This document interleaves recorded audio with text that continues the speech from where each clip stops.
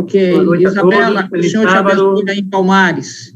Espero que você esteja bem melhor. Pelo menos a face anteriores aos outros dias e está um pouco mais sorridente. Isso implica dizer que venceu mais as dificuldades, não é? É verdade, pastor. Boa noite. Feliz sábado a todos. Realmente estou ficando bem melhor. Graças a Deus. Orei por você mais hoje, logo cedo, às 4:30 da manhã, eu estava intercedendo por você. Essa daí que está é membro da igreja lá em Palmares, foi ovelha lá no período que eu estive por lá, e fui eu que estive ministrando o estudo bíblico para ela, e tive o privilégio também de batizá-la, então conheço bem de perto. O Bruno Bandeira, que o Senhor te abençoe, amigo. Feliz sábado. Edemar, que o Senhor te abençoe. Feliz sábado a todos. Minha irmã... Feliz sábado, pastor. Feliz sábado a todos. Bom sábado. Bom sábado, meu irmão.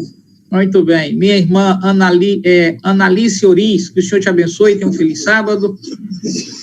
Dona Is, dê um abraço aí na costela, que deve estar por algum lugar por aí, viu?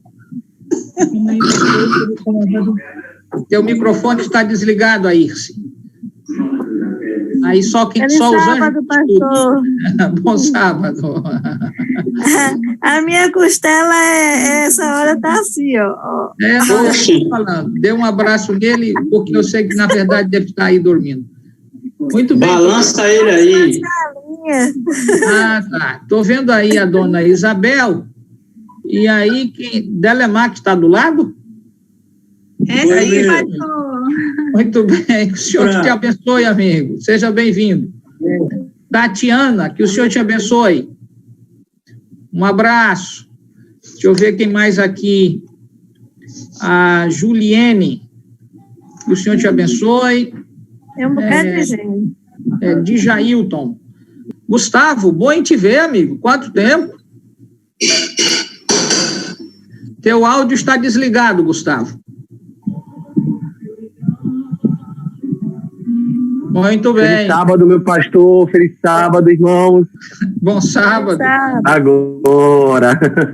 Você Tudo fez bem, o que nesse cabelo? Deu uma esticada nele, foi? Esticado, alguns dizem que está mais curto, outros dizem que está esticado, mas a quarentena faz isso com a gente, né, pastor? Não, eu tô me referindo porque está um pouco mais, eu diria, mais arrumado, de uma forma diferente.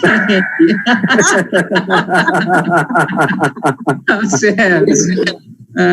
Tudo para a honra e glória do Senhor. Que o Senhor te abençoe, Dino. Amém. Essa aí é lá de Itabuna, sul da Bahia. Um abraço a todos aí. O pastor aí dessa figuraça, lá da igreja do Califórnia.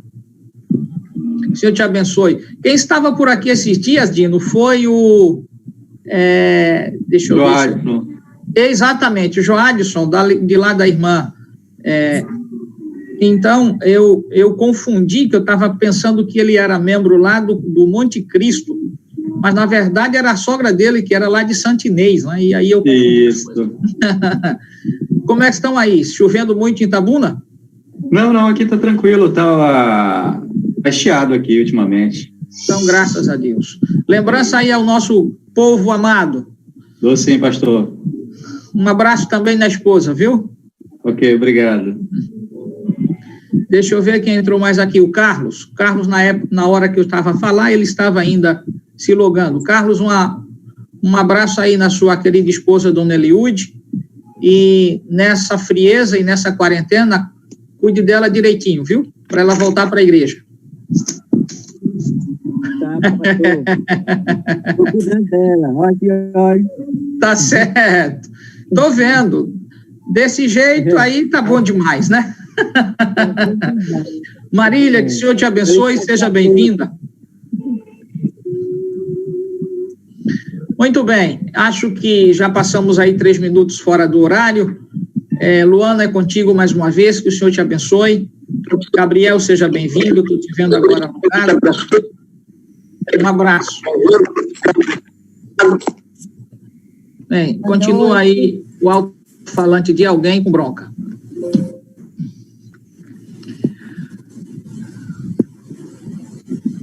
Contigo, Luana. Boa noite a todos, feliz sábado. Bom sábado. Para fazer a oração conosco, eu gostaria de convidar a irmã Neide. Acho que ela ainda está, né? Tá, ali no cantinho. Pode ser, Neide? Não sei se ela está ouvindo. Pode fazer a oração com a gente? Senhor Deus, nosso Pai, nesse momento, Senhor, estamos gratos a Ti por mais reunidos para ouvir a Tua palavra. Amém, Senhor. Que tanto sábado seja agradável a Ti, Senhor, que o nosso coração e a nossa mente estejam ligados no céu. Amém. Obrigado, Senhor, pela Tua companhia dessa semana, a Tua palavra, Senhor, que nós possamos ser transformados por esta palavra. Em nome de Jesus, nós te agradecemos. Amém. Amém, Senhor. Amém. Deixa eu só dar um minuto. Ver esse aqui. Esse aqui é do nosso inário. Primeiro, quero ver meu Salvador. Esse é um hino muito bonito. Aqueles que não conhecem, possam meditar na letra, né? Desse hino.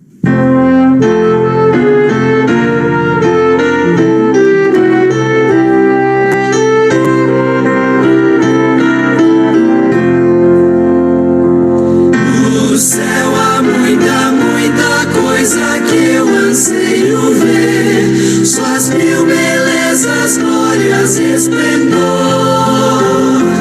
Mas antes de fruir de tais delícias o prazer, primeiro quero ver meu Salvador. Primeiro quero ver meu Salvador. Sim, antes dos queridos ao redor. E então por longos dias, que doces alegrias, mas quero ver primeiro Salvador. As ruas de ouro eu quero ver e o brilho dos portais. Eu quero ver os passos celestiais. A árvore da vida e o lindo rio do Senhor. Mas quero ver primeiro Salvador. Primeiro quero ver meu Salvador. Sim, antes dos queridos ao redor. E então por longos dias, que doces alegrias, mas quero ver primeiro Salvador. Eu quero ver mamãe estar com ela no jardim, lembrar dos dias idos com amor. Queridos, quero ver os quais partiram antes sim, mas quero ver primeiro Salvador. Primeiro quero ver meu Salvador. Sim, antes dos queridos ao redor. E então por longos dias, que doces alegrias, mas quero ver primeiro Salvador.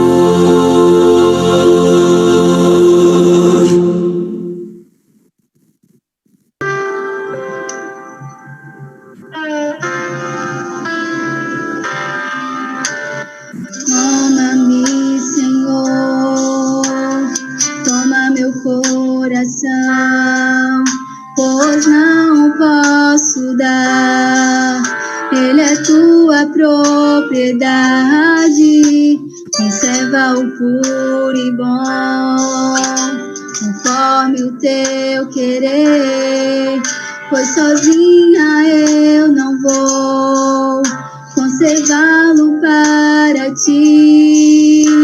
Preciso mudar o meu interior, renovar o meu ser e cumprir teu querer. Molda-me, forma-me,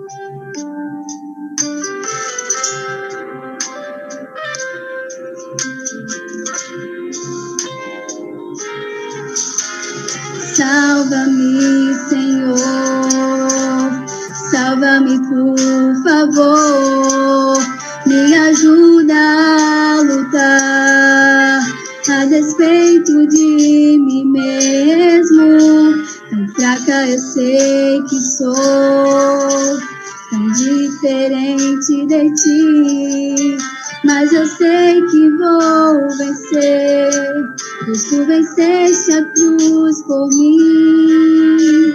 Quero viver firme em ti, meu Jesus, firme em tuas promessas, seguindo sua luz. Molda-me, forma-me, eleva-me a uma atmosfera pura e santa, onde a corrente do seu amor irá fluir em minha alma, em meu coração.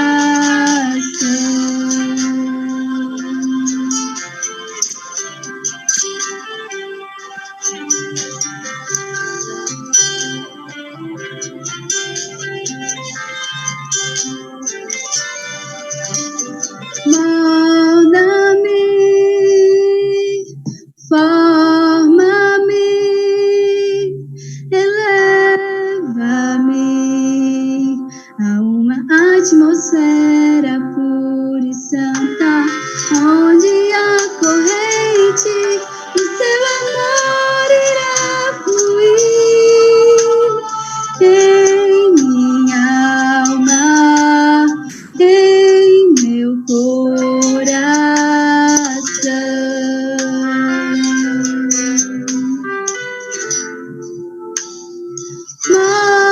Molda-me. Amém. Eu vi aí que outras pessoas entraram enquanto a Marília estava cantando e sejam todas e todos bem-vindos, né? Que Deus os abençoe. Tem muitas pessoas que adentraram nesta noite, que não estiveram nas demais noites, independentemente, sejam todos bem-vindos. Estou vendo aí que do lado seu, Bruno Barbosa, tem um personagem aí. Feliz sábado para vocês dois. Feliz sábado, meu pai. Contigo. Aí é teu pai? Meu pai. Que o Senhor te abençoe, meu irmão. Seja bem-vindo. Com você, Tibério. Sábado a todos os irmãos. Que esse sábado seja um dia de recuperação, um dia de contemplação, um dia também que a gente possa estar mais contrito, envolvido com as coisas do céu, e já que estamos todos em casa, que possamos dedicar realmente mais tempo ao estudo da Bíblia, mais ainda do que nós dedicamos durante a semana, né? A nossa parte ao longo desses dias tem sido a gente partilhar os pedidos de oração. Esses pedidos eles podem ser feitos através do chat do aplicativo, mas também podem ser feitos verbalmente. Então, eu vou começar aqui partilhando os pedidos que chegaram aqui através do chat. Eu comecei esses pedidos, pedi por uma amiga nossa, que é uma jovem, o nome dela é Daniela, ela mora em Brasília, mas, infelizmente, o avô dela veio a óbito por conta do Covid, né? E, com certeza, ela já tinha pedido oração anteriormente à nossa família e ela deve estar bastante triste. Peço que nós oremos pela família de Daniela, para que ela possa suportar esse momento tão difícil. O irmão Gilberto, ele agradece a Deus por ter se recuperado de uma gripe que o assolou no domingo, do domingo para segunda. E pela graça de Deus ele está em repouso e ele agradece por estar se recuperando dessa gripe, né? A irmã Tatiana deseja um feliz sábado a todos os irmãos, e o pedido de oração que ela faz hoje é que possamos orar pelo seu sobrinho Lucas, que Deus possa sempre proteger e tocar no seu coração, para que ele possa ouvir os seus ensinos e se desviar de todo o mal. O irmão Miguel e a irmã Cristina agradecem pela semana de oração que está sendo uma bênção. Pede oração pelos seus filhos Miguel Júnior e Michele, para que eles possam prevalecer diante das provas da vida, né? Eu peço faço um outro pedido de oração, é porque hoje nós sabemos que a tia da minha esposa, que já é uma senhora idosa, nome Maria, o seu genro está cometido de Covid, e não somente ele, mas 3 pessoas da sua família, né? Então, a gente fica preocupado porque quando está próximo da gente, a gente sente mais, e quando principalmente é próximo de uma pessoa idosa da família, a gente fica mais preocupado ainda. Então, que Deus possa preservar e que essas pessoas que estão adoentadas possam se recuperar. Amém. Tem mais um pedido aqui. A irmã Aís deseja um feliz sábado a todos e pede que esse dia seja dedicado ao descanso das coisas seculares. A irmã Cristiane Souza pede oração porque a sua irmã, de nome Vivi, está com suspeita de Covid. E ela tem 2 meninas pequenas.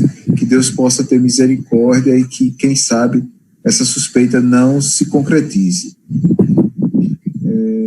A irmã Silvia deseja um feliz sábado a todos, pede oração pela sua família, pelos vizinhos, para que eles possam ser alcançados pelo amor infinito do nosso Deus. O irmão Bruno Bandeira pede oração pelo seu pai e pela sua sogra, para que abram seus caminhos, seu coração para receber o Senhor através do Espírito Santo, né? A irmã Juliene deseja um feliz sábado a todos. A irmã Marcela pede oração em prol da sua família. A irmã Ana Cristina deseja um feliz sábado. A irmã Caiane pede oração pela sua avó, Valda, e pela sua tia Elvira, que estão doentes. A irmã Rosa pede oração pela sua irmã Marinalva Valentim e a família dela, pela sua irmã Rosana, daqui de Natal. O irmão Bruno, mais uma vez, pede oração, Bruno Bandeira, por um amigo de trabalho chamado Márcio e sua esposa, que estão também com Covid. Então, esses são os pedidos que chegaram até agora. Chegou mais um aqui, a irmã Ana Cristina, pede oração por todos que estão estudando a Bíblia e pela cirurgia do seu pai, que será na segunda, para a retirada de um coágulo na cabeça. Será a segunda cirurgia em menos de 2 meses. Então, vamos orar, então, para que Deus possa colocar sua mão poderosa sobre os médicos nessa cirurgia que o pai da irmã Ana Cristina vai se submeter. Se alguns dos irmãos quiserem fazer os seus pedidos de público, teremos ainda mais alguns minutos antes de orarmos em prol desses pedidos. Irmão Tibério. Eu gostaria de fazer 2 pedidos de oração, né? 2 pessoas especiais. Um é por meu irmão, Jean Carlos, que ele está afastado dos caminhos do Senhor, mas ainda assim ele é um estudante, né, da palavra de Deus. Ele sempre tem lido a palavra. Eu e minha esposa, nós demos a ele aquele livro Mistério da Profecia. Ele tem lido o livro, né? E peço que vocês orem por ele, possamos orar por ele, para que ele abra o seu coração mais uma vez para Cristo, né? Sabemos que a volta do Senhor está próxima e ele é uma das pessoas da família que queremos vê-lo junto com os demais, né? E a outra pessoa é por nossa irmã Sandra, é a irmã da Igreja Central aqui do distrito, conhecida por Sandrinha, né? Que ela foi acometida de um câncer, né? E tem vários órgãos, né, seus foram comprometidos, né? E nós aqui no distrito, em Ponte dos Carvalhos, estamos numa corrente de oração por ela e por algumas outras também, mas queremos entregar ela nas mãos do Senhor também, a Sandra e também o meu irmão Jean Carlos. Meus pedidos. Chegou mais alguns pedidos aqui. O irmão Eric Gomes pede oração pela sua família. A irmã Cristiane agradece a Deus pela oportunidade de ver a irmã Cecília, junto ao lindo casal Israel e Ziza. Que Deus abençoe vocês, ela diz aqui. Mais alguém tem algum pedido de oração que queira fazer de público? Boa noite, irmãos. Boa noite, irmão Tibério. Irmão Bruno. Quero dar uma reforçada aí nos pedidos que eu já fiz e acrescentar, pedir aos irmãos que nas suas orações incluam também, porque depois de 2 meses e meio, né, hoje eu recebi a ligação para segunda-feira voltar a trabalhar na empresa, que eu estava trabalhando em home office em casa, e a partir de segunda-feira eu volto para a empresa, mas eu tenho certeza que o Senhor vai estar me protegendo, assim como vai estar protegendo a todos, mas eu peço que os irmãos orem aí para que tudo seja feito conforme a vontade do Senhor. Amém. Amém. Mais alguém? Tibério, quem está responsável hoje pela oração? É um ilustre amigo, irmão, que eu admiro muito e que com certeza é amado pela grande maioria daqui dos irmãos, que é o irmão Gustavo. Muito bem. Gustavo, você abre aí seu áudio, por favor, isto, e interceda. E agora está ativo, né? Ok, então, grande privilégio falarmos com o nosso Deus eterno, Deus de amor. Fechemos nossos olhos e oremos. Pai nosso que está nos céus, Pai de amor, Pai da graça, Pai da misericórdia, como é bom, Senhor, entrarmos no Teu santo dia, diante da Tua presença, louvando a Ti, compartilhando alegrias, sofrimentos, esperança entre os irmãos. Como é bom, Senhor, nós agradecemos pelo Teu santo dia de sábado, dia em que nós não procuramos fazer nossas próprias vontades, Senhor, e sim a Tua vontade, porque a Tua vontade é o melhor para cada um de nós. Amém. E ao fazermos a Tua vontade, Senhor, nós nos deleitamos, e assim como diz em Isaías 58, nós cavalgamos sobre os altos da terra, Senhor. Nós vivenciamos, nós sentimos isso. Queremos Te agradecer, Senhor, pedir uma bênção especial por cada um que aqui se encontra nesta reunião, nessa assembleia, e que participar dessa semana de oração maravilhosa, que o Senhor possa derramar uma bênção especial. São filhos Teus que compreendem a gravidade do grande conflito e que entendem a necessidade que o Senhor Jesus Cristo habite em nossos corações, para que sejamos fortalecidos e permanecemos em pé diante desse conflito. Fortalece também, Senhor, aqueles que não puderam participar desse encontro tão maravilhoso. Muitos, assim como eu, tiveram outras atividades, faculdade, trabalho. Outros estão impossibilitados da tecnologia, de manusear a tecnologia, mas que estão Te adorando em espírito e verdade nesse momento, Senhor. Filhos Teus que estão espalhados pela terra. Fortalece, Senhor, abençoa. Aqueles também, Senhor, que foram citados aqui, que ainda não entenderam, não compreenderam essa gravidade do grande conflito, Senhor. Que Teu Santo Espírito possa tocar nos corações dessas pessoas. Nos usa, Senhor. Consola também consola e protege aqueles que estão enfermos, que estão passando por qualquer dificuldade, que estão precisando de Ti nesse momento, Senhor. E abençoa, Senhor, para que nós possamos ter sabedoria para transmitir o Teu amor, Senhor. Nos usa para transmitir o Teu amor a essas pessoas que precisam, Senhor. Abençoa também, Senhor, continua abençoando e derramando graça sobre o nosso querido pastor José Cícero, Teu mensageiro, Senhor, que vem trazendo mensagem de esperanças, mensagem proféticas, mensagem de advertência, mostrando, esclarecendo a realidade em que nós vivemos, mas também mensagem de amor e de esperança, Senhor.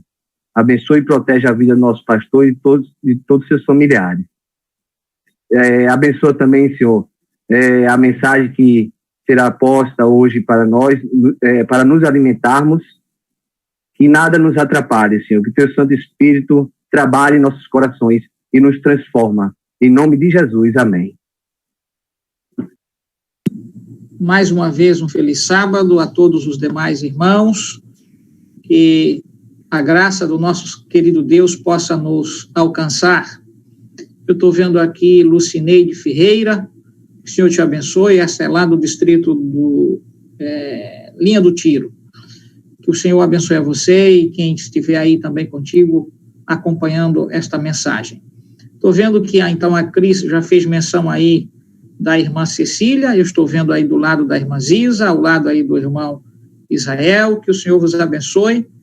Estão aí guarnecidos num lugar aprazível, né? Estão na praia. Que o Senhor vos abençoe. Seu Miguel e dona Cristina, que foi o promotor em apelo ao meu coração para fazer essa semana de oração, que o Senhor te abençoe e abençoe também aí a Cristina. Cris, dá um abraço depois, então, aí no esposo. E tu botaste teu telefone de cabeça para baixo. Deixa eu ver quem tem mais aqui. A Marcela, que esteve aqui sempre durante a semana. Estou vendo aqui pela primeira vez o Márcio Luiz, seja bem-vindo. O Eric, que Deus te abençoe, Eric. Deixa eu ver quem tem mais aqui. Gabriel, Tatiana, Juliane, eu já fiz menção. Milena, Priscila, Moacir, o Breno. Moto, a IG3, eu não sei quem é. A família Menezes, eu já tinha feito menção. Aqui, Maria Márcia, deve ser isto. Ana Cristina, Luci, Rosa, Clênio, Isabel Cristina, Caiane, a irmã, então, Anice Orize, eu já havia mencionado. Deixa eu ver se tem mais alguém aqui. Acho que não. Então, a tela é só isso aqui mesmo.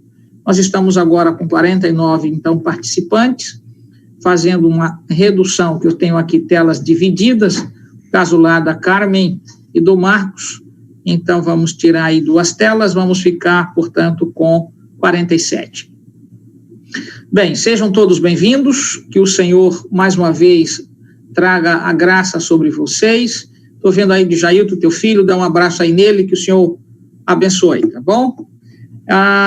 Quero convidá-los a abrirem a Bíblia no Evangelho de Mateus, como eu tenho sempre dito com o meu mote, mais perto da Bíblia, Mateus capítulo 24, e nós vamos nos ater nesta sessão em particular, do versículo, então, 27 ao versículo 31, esta sessão que tem a ver com o que eu nomino de predição da parousia, ou seja, tem a ver com a predição da volta de Jesus, como é que ele, então, apresenta, diante desse contexto que vínhamos seguindo, desde lá o capítulo 21 do Evangelho de Mateus, toda a narrativa que já compreendemos, acerca, então, da entrada triunfal de Jesus em Jerusalém, sendo aclamado, portanto, como rei.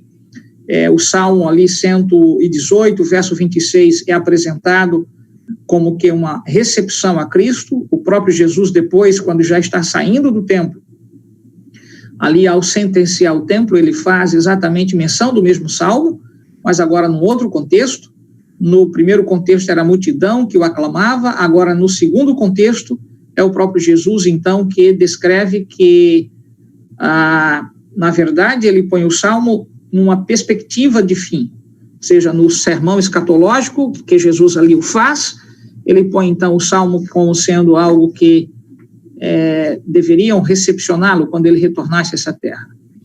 Certamente, então, nós adentramos no capítulo 24 e lhes dissemos, e vou reiterar, não há como entender Mateus 24 sem uma conexão com os capítulos que aqui já expus, 21, 22, 23, e a conexão particular do capítulo 24 com o capítulo 25, porque é uma narrativa, eu diria, que está dentro do mesmo contexto ao qual Jesus ali, junto com os discípulos no Monte da Oliveira, ou no Monte das Oliveiras, se, então, aproxima desta narrativa, trazendo, em particular, informações que a sociedade comum, dali, então, da época de Cristo, não tivera essas informações vindo da boca de Jesus audivelmente. Eles receberam as informações depois que os discípulos passaram exatamente a pregar estas verdades, a fim de que Israel pudesse se preparar para a cena que então Jesus havia dito que ocorreria, que seria exatamente a destruição de Jerusalém, que nós vimos ontem no contexto das expressões abominável desolação. Espero que você tenha aprendido este conteúdo e, ao mesmo tempo, entendido que há, por assim dizer, um reclamo particular de Jesus, apelando a todos nós que sejamos pessoas mais submissas à oração. E observe que o apelo foi para que não houvesse a perseguição nem no inverno e nem caísse no dia de sábado. Talvez essa situação possa permanecer na sua mente. E aí, pastor, vamos enfrentar situação semelhante? Claro. E vamos enfrentar situação semelhante porque vou te apresentar outros textos do Espírito de Profecia, aonde Ellen White, ali de maneira muito franca, aborda que a situação que envolver a Jerusalém será uma espécie de pano de fundo daquilo que virá com a destruição da terra, mas numa perspectiva muito mais dantesca, muito maior, e isso eu te apresento daqui a pouco. Então, qual é o ponto de partida que nós vamos tomar a partir de agora? Primeiro, o capítulo, portanto, 24, versículos aí 27 ao 31, mas antes de fazê-lo, vamos então nos curvar diante do Senhor e apelar a Ele que nos dê entendimento de sua palavra. Senhor nosso Deus e amado Pai, nós te somos gratos pelo privilégio de aqui estarmos mais uma vez para estudarmos a tua palavra, que teu Espírito nos capacite neste entendimento e que possamos avançar de maneira solene para compreender o que tu queres nos ensinar nessa altura de tempo que estamos vivendo, assim como teu filho Gustavo fez menção do conflito que de fato não é algo tão fácil de nós nos submetermos a ele, mas um conflito que começou no céu dos céus e se dirigiu para esta terra, de sorte que nós somos também participantes em todo este drama. Nos dê, portanto, a tua graça e entendimento, suplicamos no santo nome de Jesus. Amém. O ponto de partida desta noite será uma releitura do capítulo, então, 24, versículos agora 20 ao verso, então, 26, porque eu preciso tomar este contexto para botar os versos dos versículos 27 ao 31 dentro do contexto aqui. Então, vamos lá. Leia comigo, mais perto da Bíblia, reitero, Mateus capítulo 24, versículo 20. Orai para que a vossa fuga não se dê no inverno nem no sábado, porque nesse tempo, observem, haverá grande tribulação. Que nesse tempo? Claro, no tempo ao qual Jesus referia-se, que diz respeito à situação adversa que chegaria a Jerusalém. E se essa situação ocorresse da maneira como Jesus já havia descrito, quando então virdes a abominável desolação do que falou o profeta Daniel no lugar santo, quem lê entenda, se essa situação que foi interpretada por Lucas, capítulo lá 21, verso 20, tomando como ponto de partida de que a abominável desolação era a chegada do exército romano sobre as cercanias ali de Jerusalém, então, se tal situação somasse, portanto, a uma época difícil que era inverno, como o povo de Deus, então, ainda iria sofrer.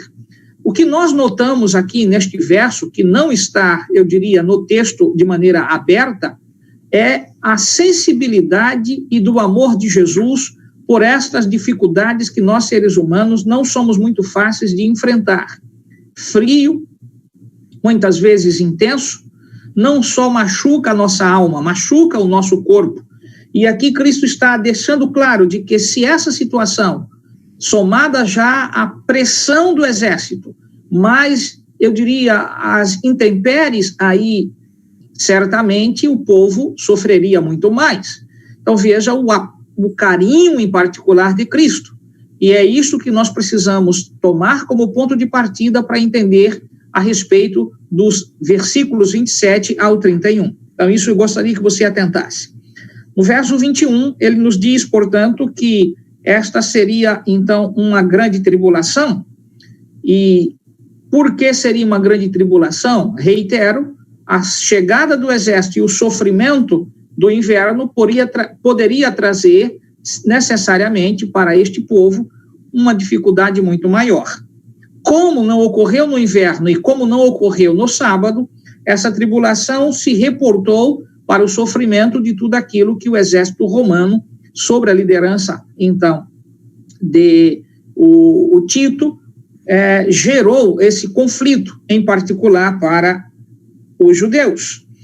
Agora, o versículo continua no verso 21 e diz assim: como desde o princípio do mundo até agora não tem havido e nem haverá jamais. Alguém poderia dizer, então, se este sentimento, essas dificuldades, se puseram especificamente para Jerusalém e Jesus está dizendo que não haverá jamais, então como entender que nós passaremos por uma tribulação? Aqui Jesus se referia, isto será o ponto que nós temos de então partir, mas vamos continuar a leitura.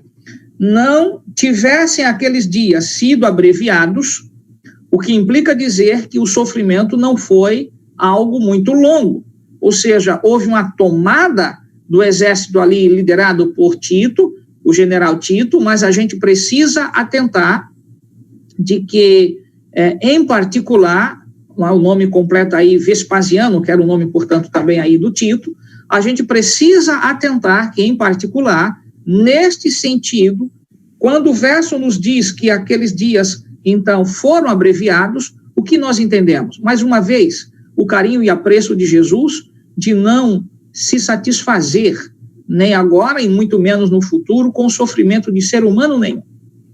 Porque se os dias fossem mais longos, ou seja, se o cerco de Jerusalém durasse muito tempo, certamente as pessoas sofreriam muito mais.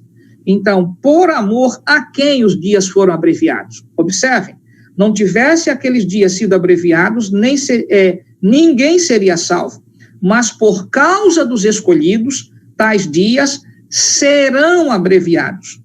Vamos entender este verso. Este não é um verso muito simples de fazer uma leitura, porque os tempos verbais estão em situações distintas. Observe, não tivesse aqueles dias sendo abreviado. O verbo ter aqui está no pretérito. Então, demonstrando que era uma ação que tinha sido realizada. Agora, observem, ninguém seria salvo.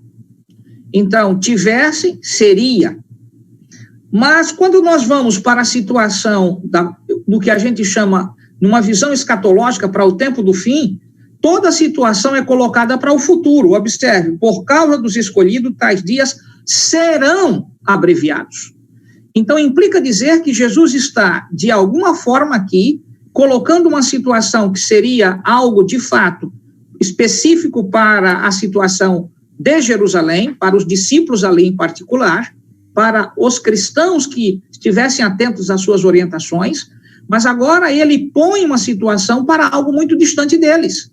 Serão, então, nesse sentido, por causa dos escolhidos, os dias serão o quê? Abreviados. Você entendeu isso daqui? Claro que sim.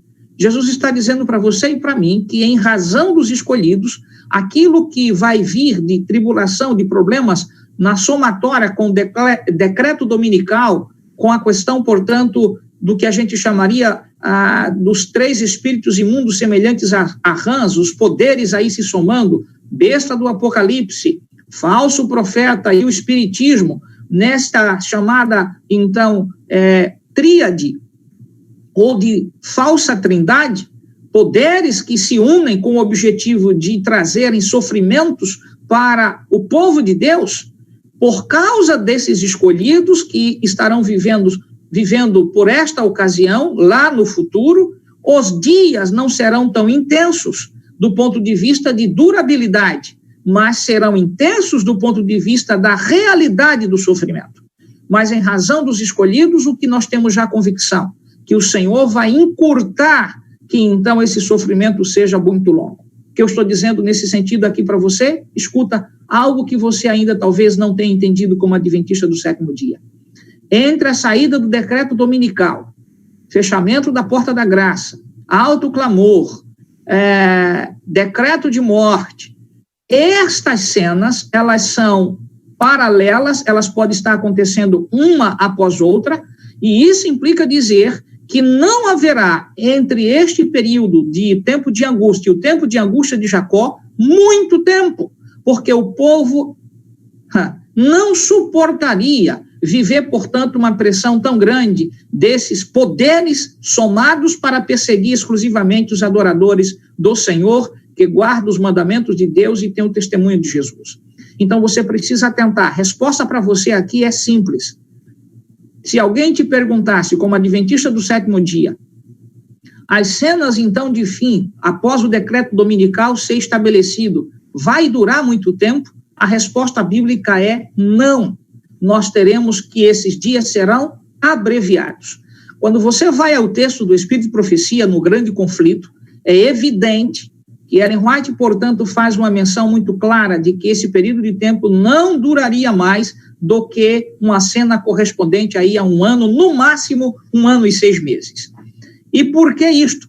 Porque entre o decreto dominical, fechamento da porta da graça, ou na ordem, decreto dominical, selamento, fechamento da porta da graça, anteriormente a isto, alto clamor, a intensidade da sacudidura, decreto de morte, as pragas, tudo isto é um período, portanto, muito curto, porque são cenas após cenas, ou elas estão interligadas. Para você ver este contexto e esta, eu diria, cronologia, observe de maneira muito franca o texto de Apocalipse, capítulo 16. Estou apenas chamando a sua mente para lembrar disto.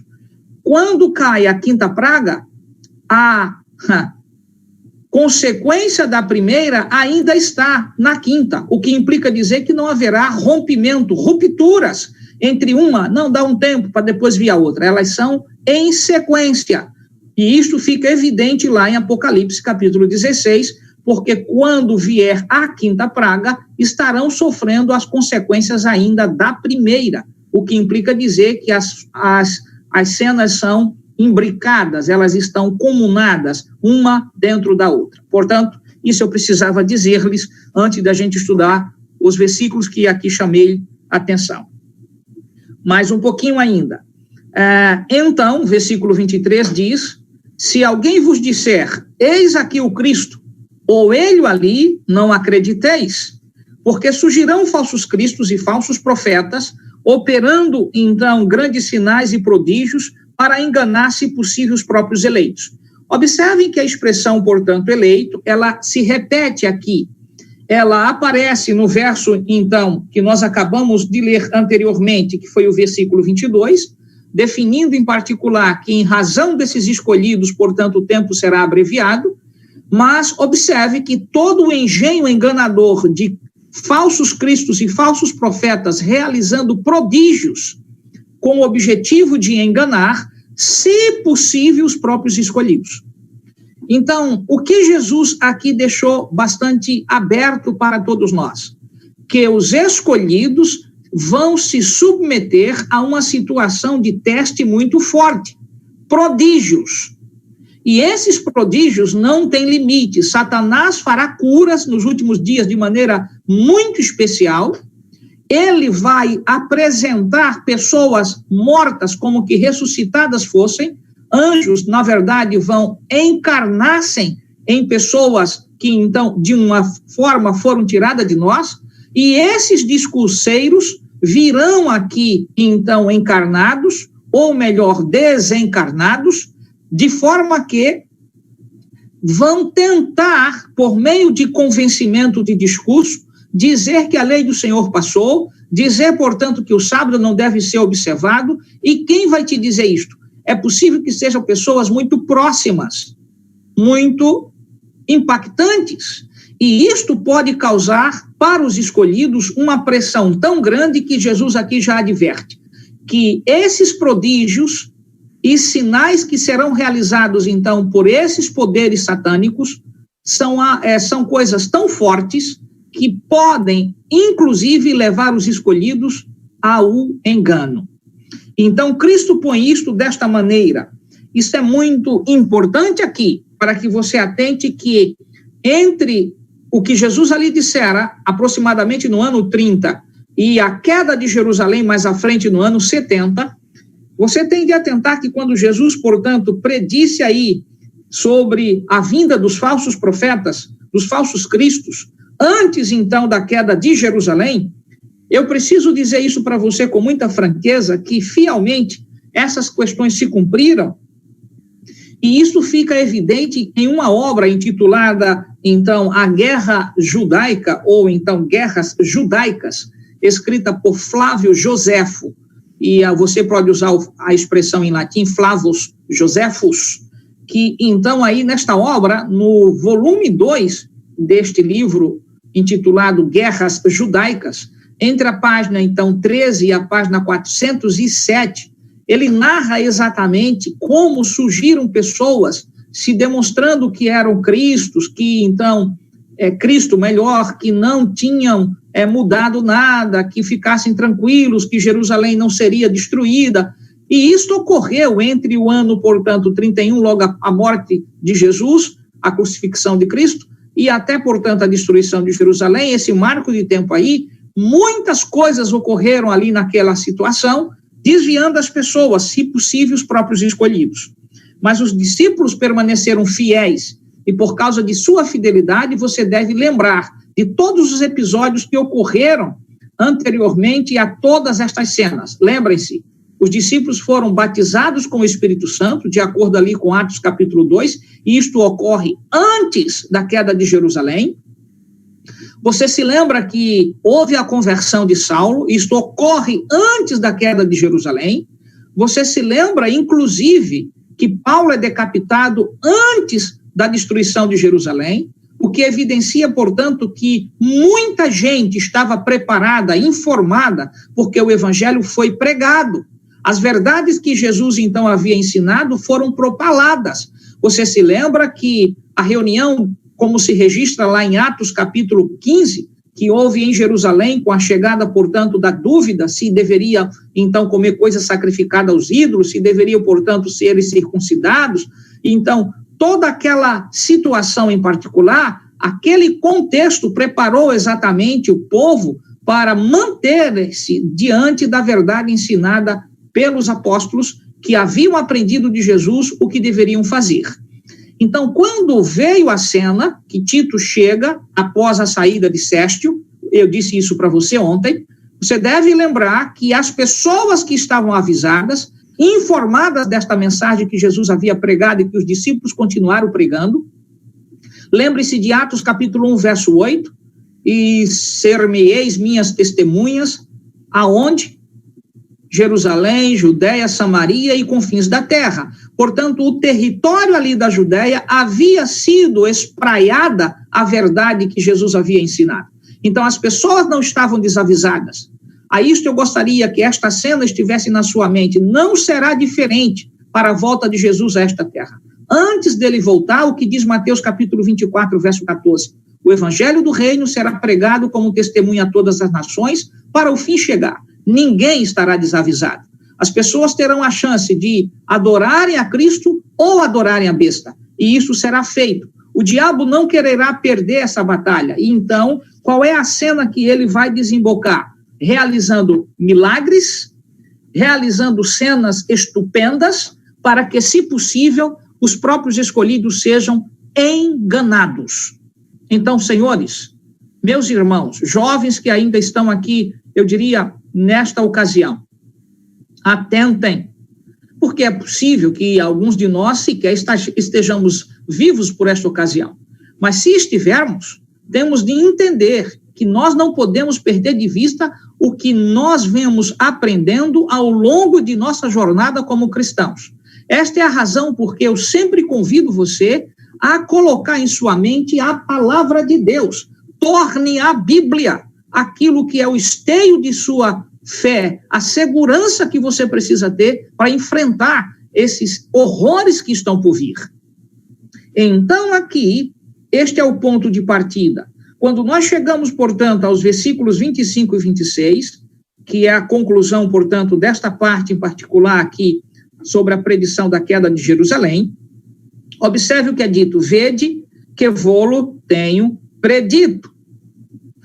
Portanto, se vos disserem, eis que ele está no deserto, não saiais. Ou ele no interior da casa, não acrediteis. Então, o texto que nós vamos ler agora vai fazer o que a gente chama de uma explicação daquilo que Jesus narrara acerca de como será a sua vinda. Por quê? Porque ele apresentou o que não é. Quem não são? Os cristos que apareceram dizendo que era ele.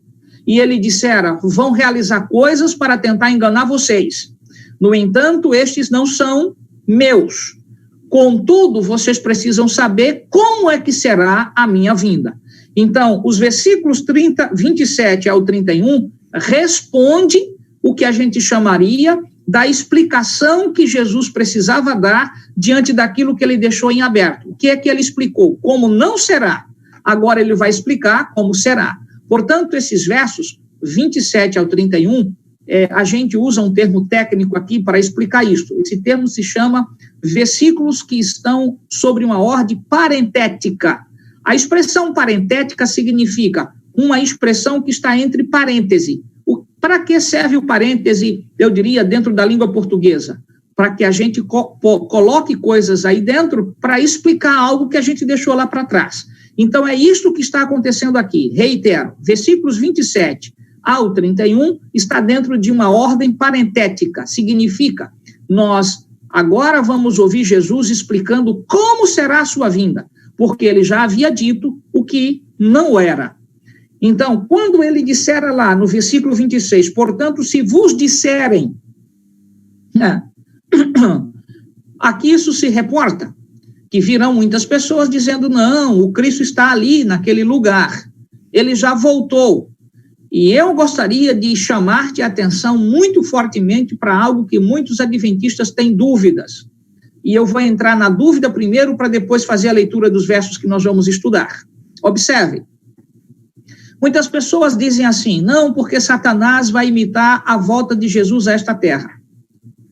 Cuidado, porque você está ensinando besteira e deve ter aprendido também besteira, porque isso não está em lugar nenhum. Inclusive, no Espírito de Profecia, isto não existe. O que Ellen White fala lá no Grande Conflito, e você precisa depois atentar para esta questão, você deve estar muito consciente de que lá ela está falando de que o tema sobre a volta de Jesus, que há tanto tempo tem sido anunciado pelo povo de Deus, é um objeto, portanto, de nossa fé. Mas ela diz, o Senhor não permitirá que Satanás imite a sua volta. E aí alguém diz, pastor, mas lá é dito que ele personifica Cristo. Tá, o que é que tem a ver personificação com a volta de Jesus? A resposta é enfática, nada. Personificação e volta são coisas distintas. Vou explicar. O que é uma personificação? É alguém assumir a performance, o tom de voz, a figura, as expressões, como que se fossem de outra pessoa. Isto é personificar. Agora, imitar a volta de Jesus, isto Satanás não poderá fazê-lo. Portanto, como ele vai tentar enganar com um tom de voz, ele vai estar passeando em terra dizendo que ele é o Cristo, ele vai realizar milagres com o objetivo de, se possível, enganar os próprios eleitos, ele vai realizar prodígios muito fortes, mas jamais haverá, portanto, alguma cena no céu como que Satanás voltando com os anjos, porque esta é uma cena que ele não poderá realizar. Sobre este assunto, o Senhor o impediu de fazê-lo. Portanto, não caiam nessas informações obtusas de que Satanás imitará a volta de Jesus. Se você estudou isso e alguém lhe disse isto, mentiu. E se você mantém isso na sua cabeça, corrija. E como corrigir? Vá ao texto O Grande Conflito, e ali, portanto, entre as páginas 438, 440, dê uma espiada, e faça a mesma coisa com as páginas 632, para que você compreenda o que de fato ali está narrado sobre a volta de Jesus a esta terra. Mas ainda, vá também às páginas 524 a 532, e veja neste contexto como ali Ellen White fala sobre, então, a volta de Jesus a esta terra e que Satanás não poderá imitar a volta do Senhor Jesus. Portanto, como ele pode fazê-lo? Já lhes disse. A isto Jesus dissera, portanto, se vos disserem, eis que ele está no deserto, não saiais. Ou seja, não é algo escondido que você vai se dirigir de um lugar para se encontrar com Cristo Jesus, porque Jesus está dizendo, a isto que vão vos dizer, isto não é a minha volta. E agora sim, versículo 27 até o 31, Jesus agora vai dizer como é que de fato será a sua vinda. Tudo bem até aqui, não é isto? Vamos avançar. Porque assim como o relâmpago sai do Oriente e se mostra até o Ocidente, assim há de ser a vinda do Filho do Homem. Observe que Jesus usou o que a gente chama de uma expressão natural. O que é uma expressão natural? Ele pegou coisas daquilo que é conhecido para levar os ouvintes, que eram ali os apóstolos, que estavam no Monte das Oliveiras, em particular com ele, saberem aquilo que é desconhecido. Do conhecido para o desconhecido. O que é conhecido? O relâmpago. O que é conhecido? O seu efeito de iluminação. O que é desconhecido? A volta de Jesus é semelhante a este impacto de luz, demonstrando de outra maneira que será algo estupendo, que circunda, portanto, o globo, de sorte que, observem, porque assim como o relâmpago sai do Oriente e se mostra até o Ocidente, então, ou seja, de Oriente para Ocidente, nós temos de atentar para esta singularidade, de que nós temos Oeste para Leste. E agora vejam, assim há de ser a vinda do Filho do Homem. Essa expressão, Filho do Homem, você sabe que ela foi exatamente apresentada lá no texto de Daniel. É uma expressão dirigida especificamente a Cristo Jesus. Então, não é um termo utilizado aqui que os apóstolos não conheciam. E por que não é um termo desconhecido? Lembrem-se que o próprio Jesus deu uma pista quando eles devessem sair de Jerusalém, e a pista foi o que está escrito no texto do profeta Daniel. Portanto, os discípulos tinham informação acerca do que essa expressão Filho do Homem representa. Avançando um pouquinho mais, no verso 28, nos é dito, onde estiver o cadáver, aí se ajuntarão os abutres. Este é um adágio popular dos dias de Cristo, dizendo de outra maneira que aquilo que, de alguma forma, atrai as pessoas, não é a isto que vocês, então, devem se dirigir. Jesus está dizendo, em outras palavras, assim, quando as pessoas afluírem para uma direção, dizendo que eu estou lá, não devam ir, porque eu não estou. A verdade é que Jesus, para ser muito franco, sequer porá os pés nessa terra. E isto está expresso em outro texto. Vamos atentar. Chamo, portanto, a vossa atenção para um texto ainda aqui na carta que Paulo escreve aos Tessalonicenses. Acompanhe comigo, portanto, mais perto da Bíblia e veja que, em particular, Jesus sequer porá os pés nessa terra quando vir. E para que nós, então, atentemos para isto, eu te convido, portanto, ao texto de, então, 1 Tessalonicenses, capítulo 4, versículos 13 em diante. Mais perto da Bíblia, leia comigo.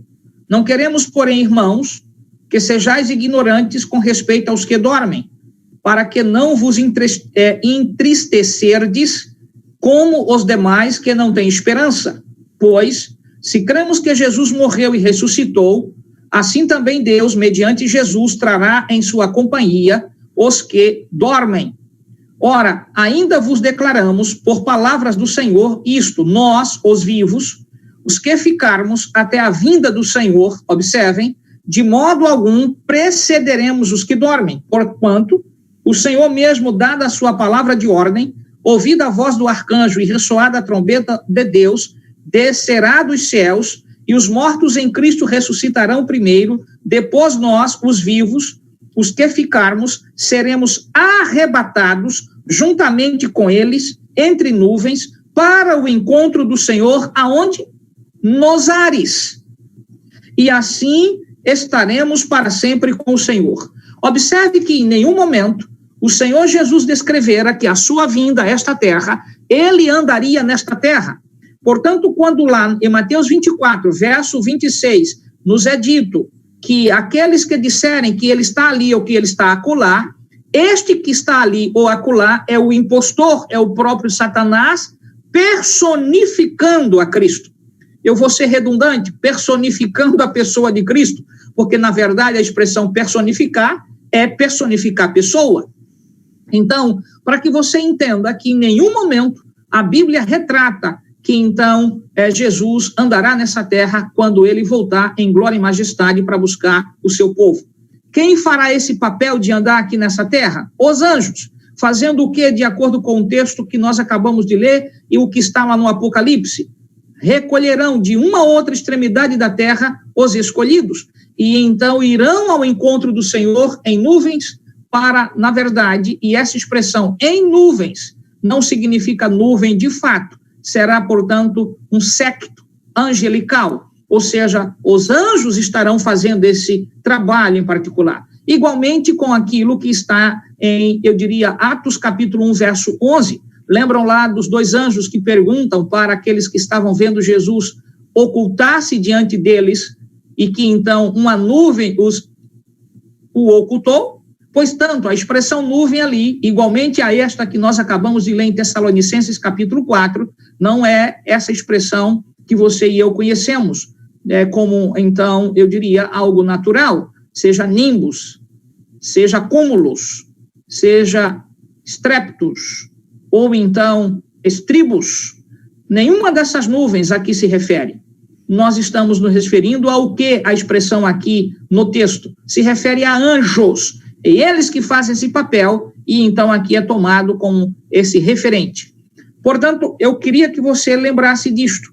Não confunda, Satanás não pode imitar a volta de Jesus. O que ele fará? Uma personificação. Personificação não é volta. Ele já estará nesta terra personificando, fazendo o que a gente chama de, então, atos do demônio, com toda a sua, eu diria, estratégia, com o objetivo de, se possível, enganar os próprios eleitos.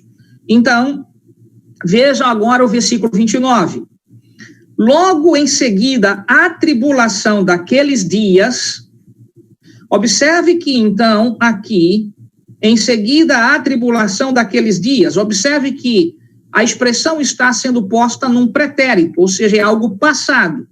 Então, Jesus está retomando, observe aqui, que a expressão, portanto, também, tribulação que aparece no versículo ao qual nós fizemos a abordagem para você, anteriormente, quando Jesus disse que, então, se naquele tempo haverá grande tribulação, o versículo 21 e o versículo 29 estão em íntima relação. E aqui há um problema para muitos adventistas, inclusive pastores, que não sei qual é a dificuldade que tem de entender que a narrativa da destruição de Jerusalém, ela tem o que a gente chama um duplo cumprimento. Ocorreu o fato histórico no ano 70, mas ela se estende como uma espécie de paradigma, de modelo para aquilo que ocorrerá no futuro. Dizendo de outra maneira, a tribulação dos dias, então, da destruição de Jerusalém é uma antevisão da grande tribulação que ocorrerá para o povo de Deus a partir do momento que sair decreto dominical. Então, nós precisamos não perder de vista essa dupla explicação. E aí alguém diria, mas como? Se esta tribulação se reporta para algo que ocorrerá para o fim, como nós, então, temos aplicado esta tribulação nas cenas da Jerusalém? Bem, simples. Quem aplicou não fui eu, quem aplicou foi Jesus. Quem deu o sentido, portanto, de que essa tribulação há de se repetir foi Jesus. Observe que ele põe, portanto, o verbo no futuro, demonstrando, portanto, que haverá uma tribulação partindo do modelo do que ocorreu em Jerusalém, e eu já te dei textos sobejos de que Ellen White, de outra maneira, apresenta que isto que Jesus, portanto, narrou aqui sobre Jerusalém tem um sentido maior para a destruição da terra. E eu farei essa leitura agora para você, porque ela é útil neste momento. Deixa eu compartilhar a tela, porque eu preciso que você acompanhe comigo isto. Amália, estão aí vendo? Muito bem. Deixa eu botar em tela cheia. Já está em tela cheia? Não, né? Agora sim? Ok, então vamos lá. Onde eu quero chegar para vocês? Ok, a esse texto aqui. Observem, isso está no maior discurso de Cristo, está aí a página. Ellen White diz assim: a ruína de Jerusalém era um símbolo da ruína final que assolará o mundo. Poxa, o que há de dificuldade nisto? De entender, portanto, que a queda de Jerusalém tem um duplo sentido? Portanto, a tribulação para os dias de Jesus há de se repetir, porque as cenas ali não se resumiam a Jerusalém dos dias, então, dos apóstolos. Nesse sentido, ela continua: as profecias que tiveram seu parcial cumprimento na queda de Jerusalém têm mais direta aplicação nos últimos dias. Encontramos-nos no limiar de grandes e solenes acontecimentos. Acham-se diante de nós uma crise como o mundo jamais presenciou. Então, aqui está muito evidente de que a tribulação do versículo 29 não é a mesma tribulação que foi apresentada no versículo 21, porque Jesus deu um duplo sentido. Ele trata da tribulação para os dias dos apóstolos, mas aliás, ao dia dos apóstolos com a destruição de Jerusalém, mas veja como ele diz no verso 21, e haverá, portanto, uma grande tribulação, como desde o princípio do mundo até agora não tem havido e nem haverá jamais. Portanto, esta tribulação tem duplo sentido. Um sentido para os apóstolos, destruição de Jerusalém, mas observe agora como Ellen White põe: a ruína de Jerusalém era um símbolo da ruína final que assolará o mundo. Portanto, uma tribulação como nunca houve. Por quê? Porque aqui está por vir, Jerusalém é apenas o quê? Uma pálida situação. Você entende isto? Então é preciso que você atente para esse singular. Neste outro livro, que na verdade são manuscritos ainda, que assim se apresenta nos textos em inglês de Ellen White, manuscrito aí neste volume, e exatamente neste ano, ela diz o seguinte: quando Cristo estava na terra, deu advertência quanto ao que estava a sobrevir a Jerusalém por haver o povo rejeitado a verdade e desprezando as mensagens enviadas por Deus. Sua advertência, porém, foi desatendida. Vigiai, porém, porque não sabeis quando virá o Senhor da casa, se à tarde, se à meia-noite, se ao cantar do galo, se pela manhã, para que, vindo de improviso, não vos ache dormindo, e as coisas que vos digo, digo-as para todos, vigiai. O que ela está aqui tomando como ponto de partida? Que nós não temos data, nós não temos dia, nós não temos hora. Então, qual é o elemento principal aqui? Aquilo que eu chamei para você em uma das sessões que se apresentam exatamente no texto de Mateus 24, que tem a ver com a exortação para sermos vigilantes, que nós não sabemos quando vai ocorrer, mas precisamos fazer a leitura das coisas que estão por vir. Então, eu queria retornar a um texto aqui que eu passei muito rapidamente e não levei você a compreender. Se bem que essas profecias tivessem tido cumprimento parcial na destruição de Jerusalém, o que ela diz aqui, neste livro, Testemunhos Seletos, volume 2, página 351, observe: parcial na destruição de Jerusalém, aplicam-se mais diretamente a quê? Aos últimos dias. Portanto, quando podemos somar que estamos vivendo os últimos dias? Desde o final da profecia das 2.300 tardes e manhãs, estamos vivendo o tempo do fim e estamos, portanto, aí nos avizinhando do que Ellen White chama dos últimos dias. Ou seja, todas as cenas que ali se desenvolveram com Jerusalém, como ela dissera, portanto, lá no Desejado em Todas as Nações, são, na verdade, cenas tênues, que dizem respeito àquilo que está por vir. São frágeis diante daquilo que nós teremos de enfrentar, que não é algo muito simples. Portanto, amigo, não há dificuldade de entender esta questão sobre a tribulação. Agora, avançando mais um pouco, voltando a Mateus 24, que é o texto que nós estamos analisando, a questão da tribulação, vamos fazer um resumo. A tribulação para os dias de Jesus, ela, portanto, tinha um sentido para o tempo dos apóstolos, mas ela se espraia, ela se alarga no sentido, portanto, escatológico de tempo do fim, aonde essa tribulação tem sentido muito maior. Portanto, houve uma tribulação para aquela época, mas ela se projeta para o tempo do fim. Isso você precisa atentar, e eu te dei os textos corroborando essa discussão que agora acabamos de levantar. Então, quando fala aqui da tribulação daqueles dias, o sol escurecerá, nós sabemos exatamente que a data e o período que essa profecia se cumpriu, você sabe disto, basta recapitular em sua memória no texto lá do grande conflito, mas se você então perdeu de vista, atentem aqui então para o ano de 1780, a lua não dará a sua claridade, atente aqui então para o ano de 1833, e aí veja, e as estrelas cairão no firmamento, e os poderes dos céus serão abalados. Você deve atentar que essas profecias tiveram já seu cumprimento. E claro, aqui os poderes dos céus serão abalados, nós temos de atentar que aqui é uma referência ao terremoto predito lá no texto, então, do sexto selo, quando faz referência à mesma visão. Observe, vou chamar a sua atenção para você não perder de vista isto. Vá ao Apocalipse, por favor, capítulo, então, 6. Veja que as verdades aí de Mateus 24, versículos 27 ao 31, parte dessas verdades estão aqui em Apocalipse, capítulo, então, 6. Veja comigo, por favor, o versículo 12. Reitero, mais perto da Bíblia, Apocalipse, capítulo 6, versículo 12. Vi quando o Cordeiro abriu o sexto selo e sobreveio o quê? Grande terremoto.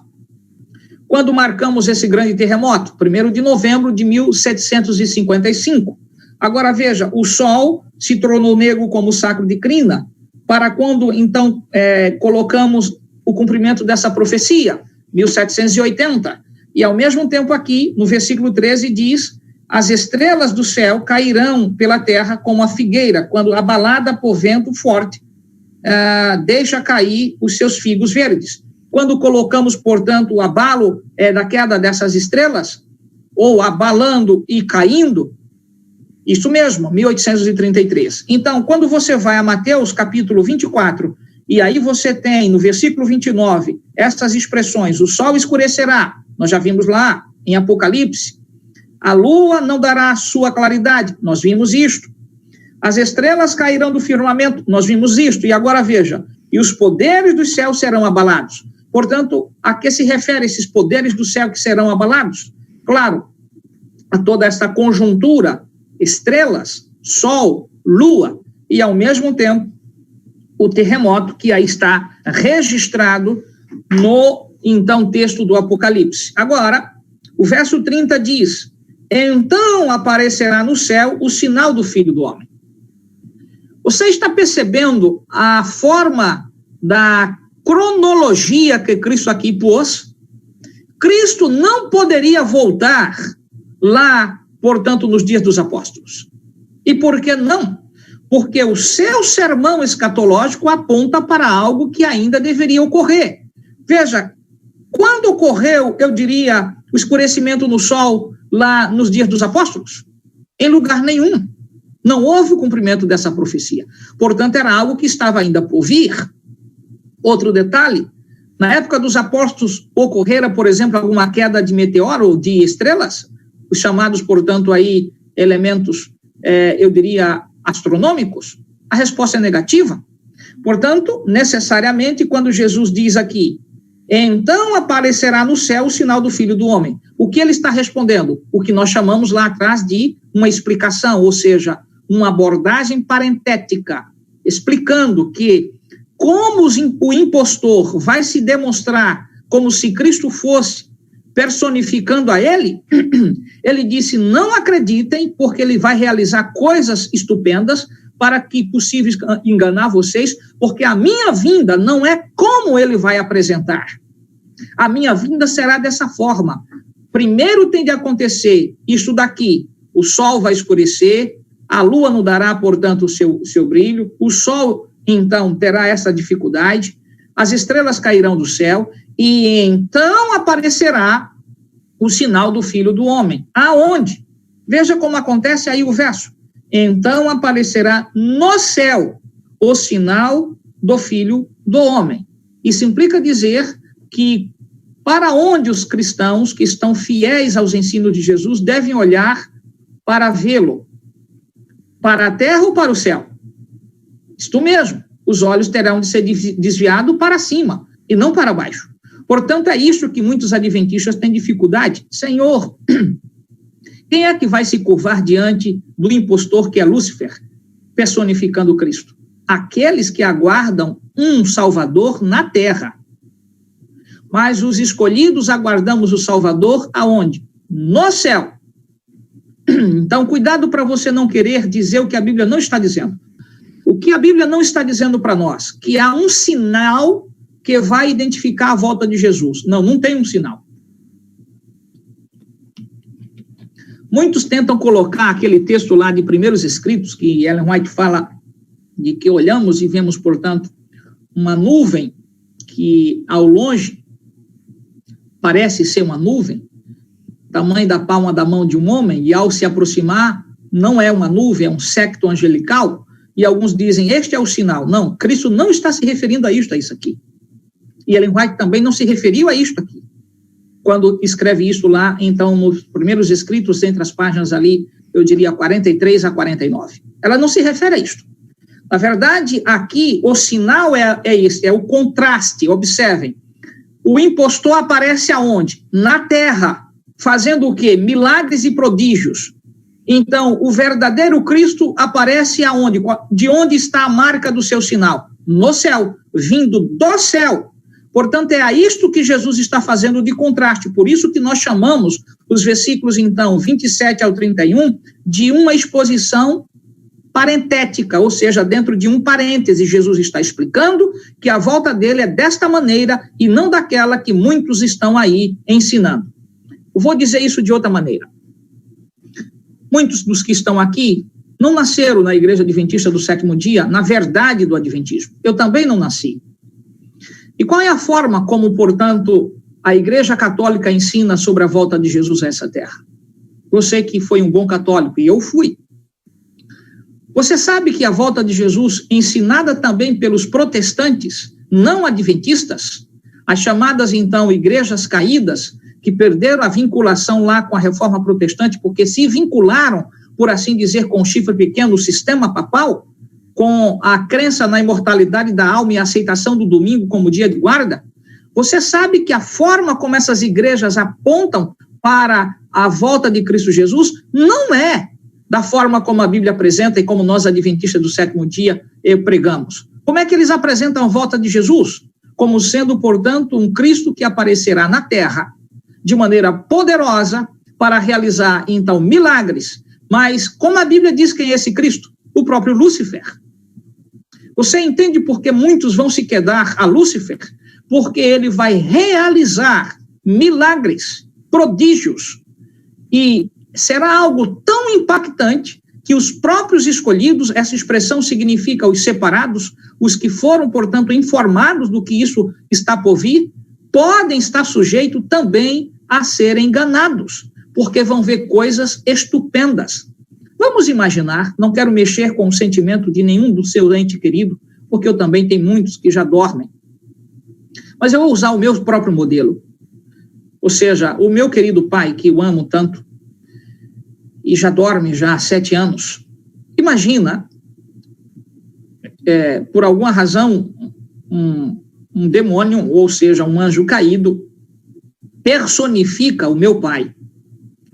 Chega diante de mim com a sua voz, com o seu jeito, com o seu tom de voz, e diz, filho, se você me ama tão profundamente, como você então não obedece e não vê que realmente sou eu? Olha aqui que sou eu. Veja minha cor de pele, meu cabelo, meu tom de voz. Sou eu, filho. E eu estou te dizendo que essa questão que vocês estão aí nesse grupo, em particular, falando sobre o sábado, isso não é mais. O Jesus ao qual você, portanto, está esperando, ele está realizando cenas muito fortes, e eu já ressuscitei, porque ele me ressuscitou.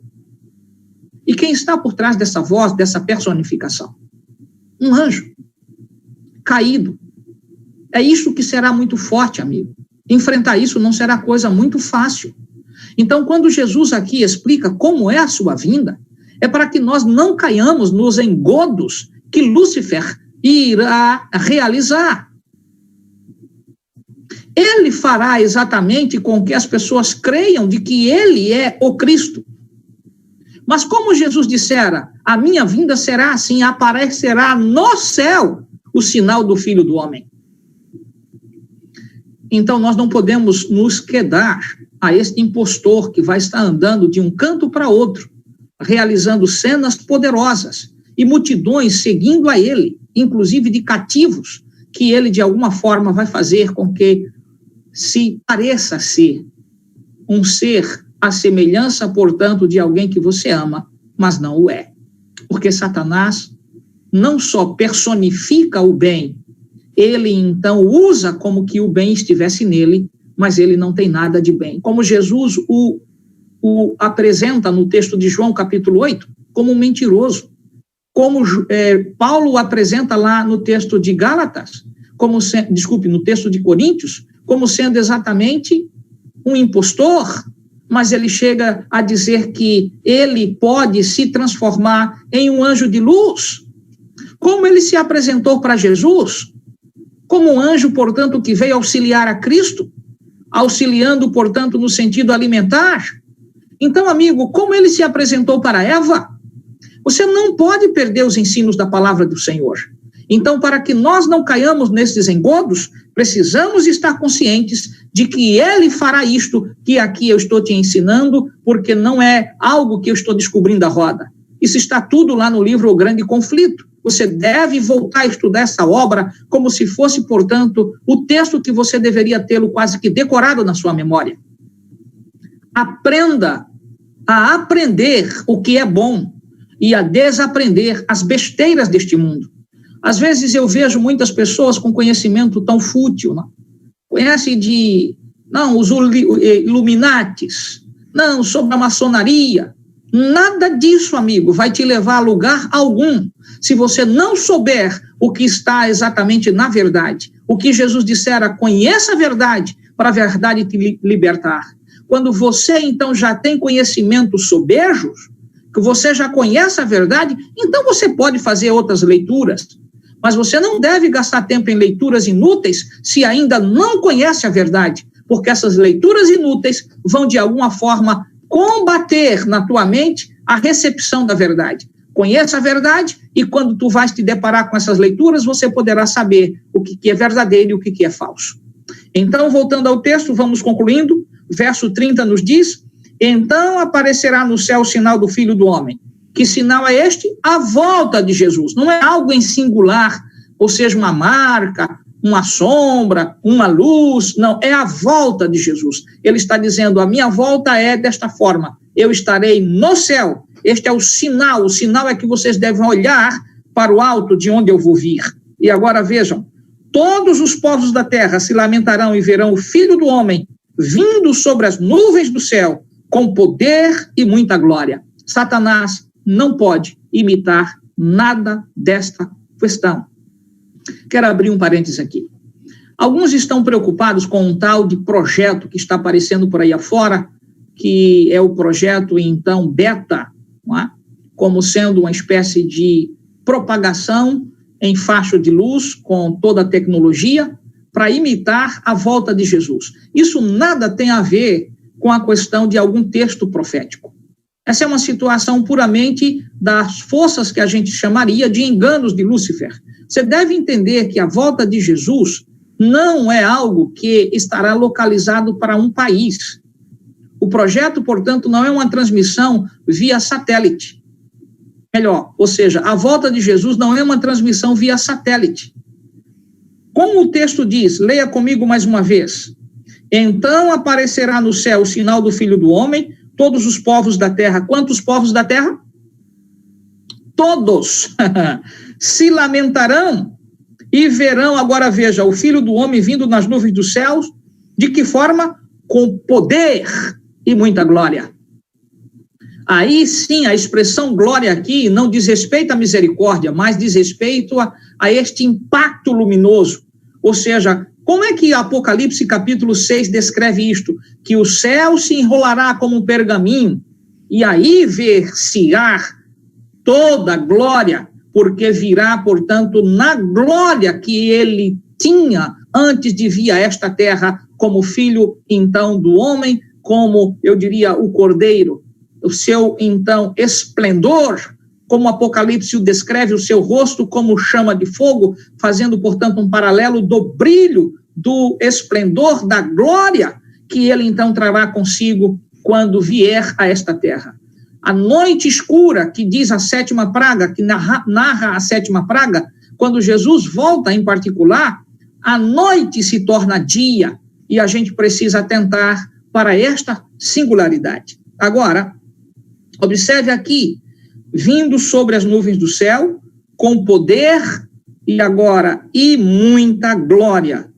E ele enviará os anjos com grande clangor de trombeta, isso significa, é toque mesmo aí, é som, é volume, é estupendo tocar, como então clangor de trombeta, os quais reunirão os seus escolhidos dos quatro ventos de uma a outra extremidade dos céus. Observe que esta cena está mais alargada lá em Apocalipse capítulo, então, 6, mas ainda você deve atentar que em Apocalipse capítulo 7, que ali fala sobre o selamento, você deve ainda lembrar de Apocalipse capítulo 19, que fala, portanto, da grande batalha, e ali em particular sobre Cristo Jesus, vindo, então, buscar com os seus anjos, os escolhidos, diante da batalha final. E aqui você deve atentar que o verso 31, portanto, conclui neste sentido, que nós teremos os anjos realizando a obra aqui na terra, mas Jesus não estará aqui na terra. Então, a gente se engana se a gente não ler Bíblia. Esta é a razão porque Jesus sempre convidou a conhecermos a verdade. Não é? Conhecereis a verdade vos libertará. João, capítulo 17, verso 17, diz, santifica-os, então, na verdade, a tua palavra é a verdade. Nós precisamos estar atentos a tudo isto, de que o Senhor nos põe nesta direção, de que nós só cairemos se desavisadamente perdermos os ensinos que temos aprendido até este instante. Então, meus queridos amigos e irmãos, como eu posso terminar esta noite desta mensagem para você? Apelando ao seu coração para duas coisas. Não perca de vista que ele virá. O Deus que te ama, que me ama, que quer nos salvar, mandou advertências para a época de destruição de Jerusalém e mandou advertência para a destruição deste mundo, para esta igreja em particular, ser sua porta-voz, de anunciadora dessas verdades por este mundo afora. Eu sinto muito, mas não é uma particularidade desta igreja, foi o que o Senhor fizera para ela. Sinto muito o quê, pastor? De que muitos que estão por aí afora, em muitos movimentos religiosos, não sabem sequer, de fato, como é que Jesus voltará a esta terra. E certamente aqueles que não têm essas informações serão enganados. Não há uma besta, um poder que vai se levantar lá, eu diria, em Jerusalém, para que se torne o anticristo, e aí então vem a grande batalha final. Estão totalmente equivocados. E é esta razão porque você precisa ser esta porta-voz do Senhor, de viver a verdade e ensinar a verdade. Jesus te ama, meu irmão. E Jesus quer que você seja este que, ao olhar para o céu, encontre o conforto em Cristo Jesus. Todas as cenas que dizem respeito à volta de Cristo, sempre o apelo é para cima, para cima, porque nesta terra estará simplesmente aquele que tornou este ambiente como que o seu curral. Satanás sequestrou esta terra, mas o Senhor vem buscar os seus escolhidos para depois destruir, portanto, esse sequestrador e tornar a terra um lugar habitável, aonde verdadeiramente a paz existirá. Você e eu somos candidatos para esse novo céu e para essa nova terra. Mas antes, porém, precisamos aprender a passar pelo, eu diria, sofrimento da grande tribulação. Enfrentar essas cenas só pela graça poderosa do nosso amigo Espírito Santo. E é esta razão que a gente precisa sempre atentar que Mateus 24 está intimamente relacionado com Apocalipse capítulo 7, sobre o tema do selamento. Os que vão enfrentar as cenas de fim precisam estar selados. Mas o selo de Deus só será colocado sobre os observadores do sábado, mas nem todos os observadores do sábado serão selados. E por quê? Bem, não é tema aqui nesse instante do selamento, mas eu gostaria que você colocasse isso em sua mente. Muitos dos que guardam o sábado de maneira superficial, apenas de maneira formal, não serão selados, porque o sábado não é um cômputo apenas de 24 horas. O sábado é o dia de santificação, de separação. É o dia que Deus reservou como sua bênção, e você precisa enxergar esse dia como um dia espiritual, e não como um dia funcional, que você está preocupado com o seu relógio. Você deve lembrar do que Jesus, portanto, nos ensinou lá no texto de Isaías. Não querendo fazer tua própria vontade no dia do Senhor. Aprenda, adventista do sétimo dia, a depender da graça que Jesus expõe no texto que nós acabamos de ler. Ele te ama e ele está te dizendo: impostores virão em meu nome, impostores realizarão milagres, impostores realizarão sinais, prodígios, para que, se possível, enganar você que é um escolhido. Mas você precisa lembrar que a forma de enfrentar esses desafios não é o argumento. A forma de enfrentar esses desafios é: está escrito. Está escrito que o Senhor não virá desta maneira. Está escrito que o Senhor não realizará nenhum milagre. Está escrito que o Senhor realizará essas obras por meio de sua igreja. Mas ele mesmo não estará nessa terra realizando essas coisas. Do ponto de vista do fim, não confunda. Jesus não estará andando de um canto para outro. Ele permanecerá no céu, aguardando que os anjos façam a obra de colheita nesta terra. Na passagem de Apocalipse, a terra estará, portanto, amadurecida para a grande ceifa. Apocalipse, capítulo 14, a ceifa do Senhor é exatamente o que nos prepara para a sua bolda, para aquilo que, então, também está descrito no Apocalipse, que há, como aqui, então, no texto de Mateus, capítulo 25, uma festa que o Senhor prepara para receber os seus filhos. Eu desejo muito de que você seja uma estrela que não se apague.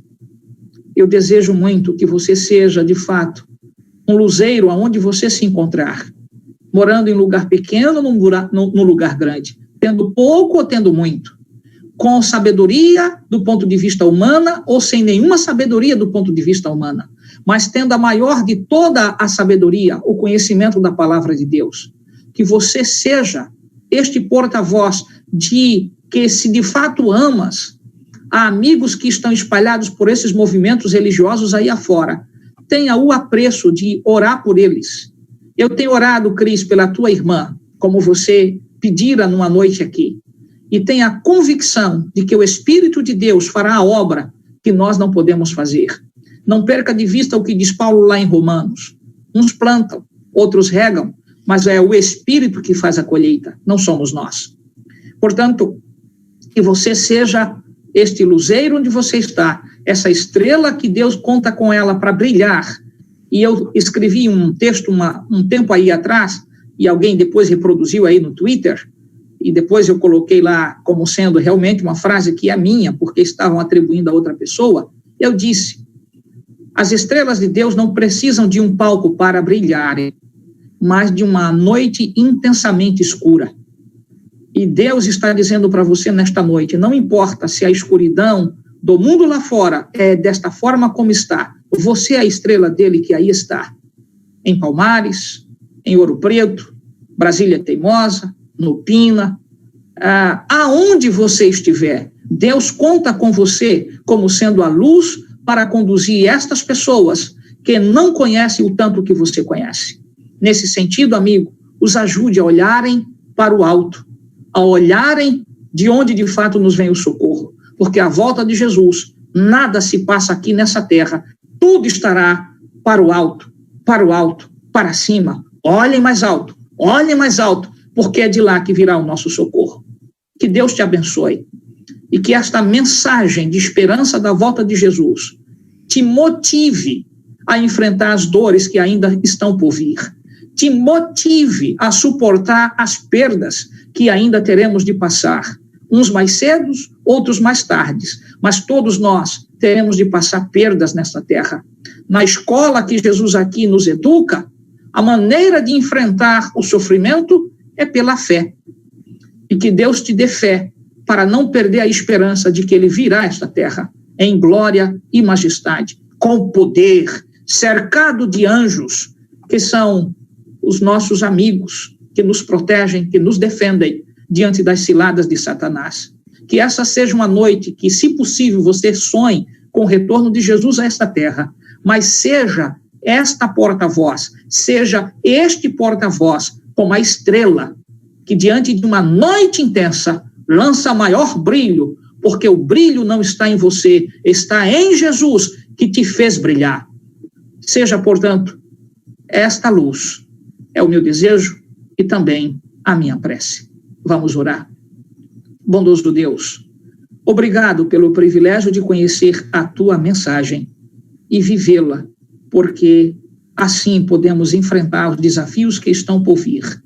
E, Senhor, nosso apelo, mais uma vez, é que, embora tenhamos consciência de que passaremos por uma grande tribulação como nunca houve desde que há gente sobre a terra, tu és o Deus do amor, da paz e da segurança, que estarás, então, com os teus filhos, fazendo com que possam suportar o que está por vir, porque todos nós seremos testados, e aqueles que passarem no teste, necessariamente, serão, portanto, recolhidos pelos teus anjos.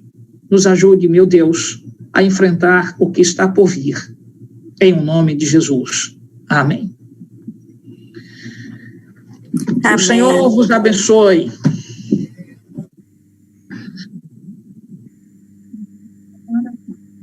Temos, Amália.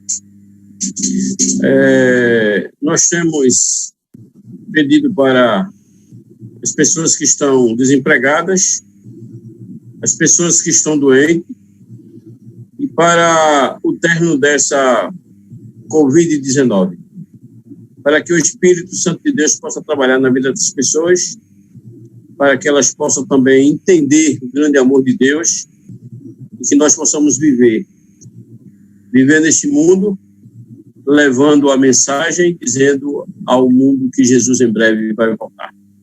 Esse é o nosso pedido e o nosso agradecimento. A Cris está por aqui. Amém. Bem, ok. Com você, minha irmã. Oremos. Senhor, amado Deus e amado Pai, queremos nesse momento, Senhor, te agradecer pelo teu imenso cuidado sobre cada um de nós. Amém. Te agradecer, Senhor, pela mensagem, por esse conhecimento que o Senhor está nos proporcionando, Senhor. Te agradecer e te pedir ousadia, Senhor, para não só pregar, mas viver também, Senhor, a tua palavra. Amém, Senhor. Diante do teu altar, Senhor, todos os desempregados, ó Pai. Amém. Visita nesse momento, Senhor, os teus filhos, as tuas filhas. Amém, que necessita, Senhor. Necessita, ó Pai, de um alimento, necessita, Senhor, para honrar seus compromissos. Que tu possas visitar, Senhor, todo o nosso distrito, os irmãos, Senhor, que se encontram desempregados, os nossos amigos e irmãos, Senhor, vizinhos, que se encontram em dificuldades, ó Pai. Também queremos muito te pedir, Senhor, o Senhor possa olhar com um olhar de misericórdia, Senhor, para cada um de nós. Olhar, Senhor, que se encontra gente em seus lares, idosos, Senhor, possibilitados, Senhor, de muitas vezes de ir à tua casa, de ver um parente.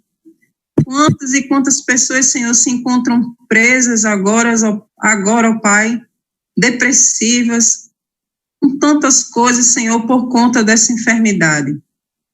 Que tu possas agir com misericórdia, Senhor, nos ajudando, Senhor, nos livrando desse mal e fazendo, Senhor, com que passe logo, visitando, Senhor, essas cientistas, essas pessoas, Senhor, que se encontram, Pai, no poder de poder encontrar até mesmo uma cura, Pai.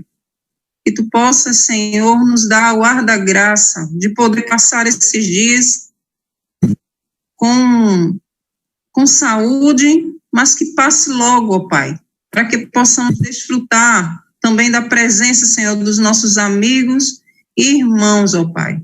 Poder retornar à tua casa, como nós temos sede, Senhor, de poder também estar em comunhão com os irmãos, Senhor, de poder abraçar, de poder estar juntos. Que possas nos ajudar, Senhor. Entregamos tudo nas tuas mãos, entregamos esse sábado também para que a gente possa também honrar e viver ele conforme a tua vontade.